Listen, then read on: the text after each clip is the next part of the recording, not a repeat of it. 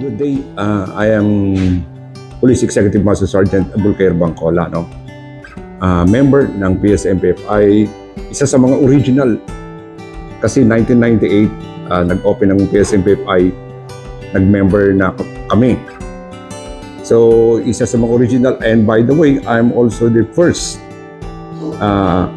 photographer ng PSMPFI. At that time, di-roll ko pa nga yung bisa na mag-aral yung aking panganay, si Tin o Entisar.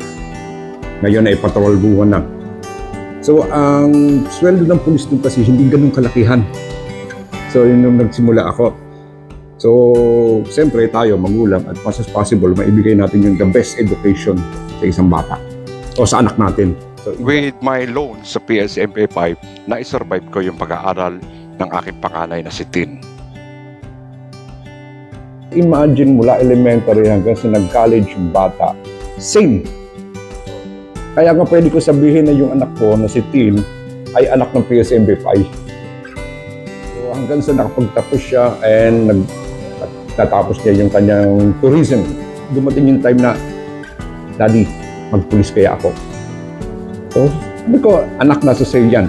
But as advice sa anak ng magulang sa kanyang anak, the best pa rin ang government kasi stable yan. Malaman-laman ko na lang, nag-apply na siya. So, kung sabihin dito, yung PSMBFI ay kasama or naging malaking bahagi yung success ng aking anak. Not just ang aking anak, but sa buong family. Kasi yung burden mo medyo nasolusyonan eh. Hahanap ka ng way para magkaroon ng best education yung anak mo with the help or sabi natin kabalikat mo or kaagapay mo yung PSMPFI. Hindi mo masabing success siya, but andyan na siya. May trabaho na siya, stable na siya, and so are the family. So dapat pasalamatan, in my case, is the PSMPFI.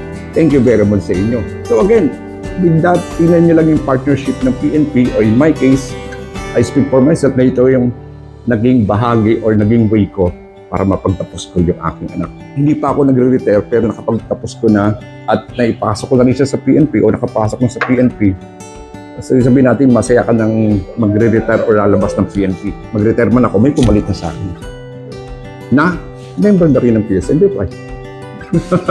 Secure natin yung future natin, secure natin yung family natin kasi nga, hindi natin alam kung ano yung ihahatid sa atin ng bukas. So whatever happens, hindi naman ikaw eh. It's the family. Kasi hindi ko na iniisip yung sarili ko eh. Sa kakalay, yung iwan ko. I want them secured. Stick with the PSMPFI. Kasi in the long run nga, hindi lang ikaw ang mag-benefit, but the family also. Stick with the PSMPFI.